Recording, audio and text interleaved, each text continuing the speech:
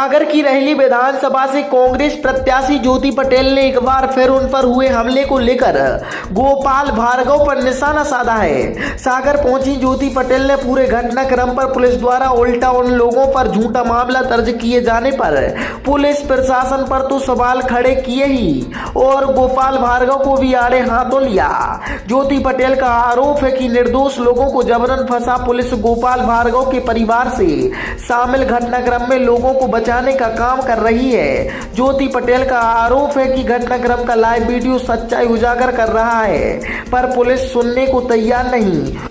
तो वहीं उन लोगों की गाड़ियों में हथियारों को जबरन रखा घटनाक्रम को अलग रूप दे लोगों को गुमराह कर उल्टा झूठा मामला दर्ज किया जा रहा है। ज्योति पटेल ने पुलिस प्रशासन से निष्पक्ष जांच कर कार्रवाई की मांग उठाई है। राजा साहब आए थे गड़ाकोटा, जो 18 तारीख को मुझ पर, मिंटू चौरा पर, अर्जुन सिंह ठाकुर पर और चिंटू सिंह ठाकुर पर जो जानलेवा हमला हम लोगों पर किया गया था।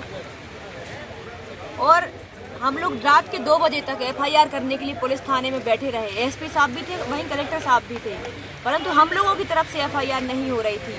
वो पुलिस वाले फरियादी बनकर के FIR कर रहे थे। जिस तरीके से हम लोग लिखाना चाह रहे थे FIR, हमारा एक भी नाम, जो आरोपी का नाम है, वो अपने मन से उन्होंने डाल दिया। जो हम लोग लिखाना चाह रहे थे उसमें वो आरोपी का नाम नहीं आ रहा था।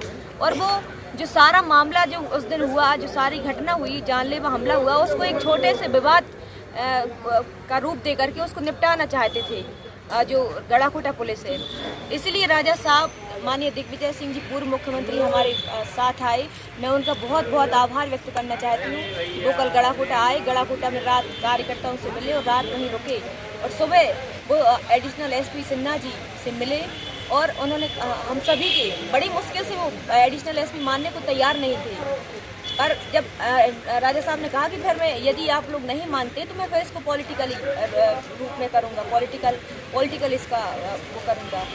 फिर उसके बाद बड़ी मुश्किल से मानने को तैयार हुए और हम सभी लोगों के जो बयान हैं, हम चारों लोगों के बयान हैं, फिर उसके बाद रिपोर्ट हुई। आप ये बताइए कि हमारे जो भाइयों को ऐसी गंभीर चोटें आई हैं कि हो सकता था कि वो, हम लोगों ने तो ये सोच लिया था कि वो शायद नहीं बचे होंगे।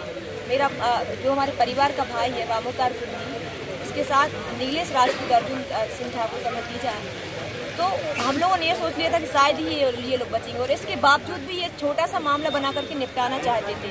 तो इस तरीके से ये भाजपा की गोपाल भार्गव हम लोगों पर और पूरे क्षेत्र के लोगों पर, हमारे कांग्रेस कार्यकर्ताओं पर इस तरीके से अत्याचार कर रहे हैं।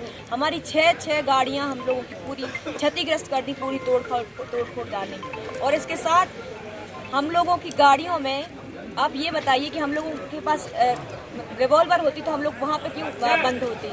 हम लोगों की गाड़ी में अवैध हथियार डाल दिए। मिंटू चौरा जी खड़े हुए हैं बाजू में। मिंटू चौरा जी की फॉर्चूनर थी, जिस फॉर्चूनर में माननीय कमलनाथ जी उस दिन आए थे, उसी फॉर्चूनर पर उनकी नज़र थी। उस फॉर्चूनर को बहुत बुरी तरीके से क्षतिग्रस्त किया और उसमें 2 पिस्टल डाल दी, 6 कारतूस डाल दिए और उन्होंने वो केस भी आज दर्ज कर लिया है। मतलब हम लोगों के खिलाफ केस दर्ज कर लिया और उन लोगों के खिलाफ अभी तक कोई केस दर्ज नहीं किया गया। नहीं, उनका भी बयान आया था।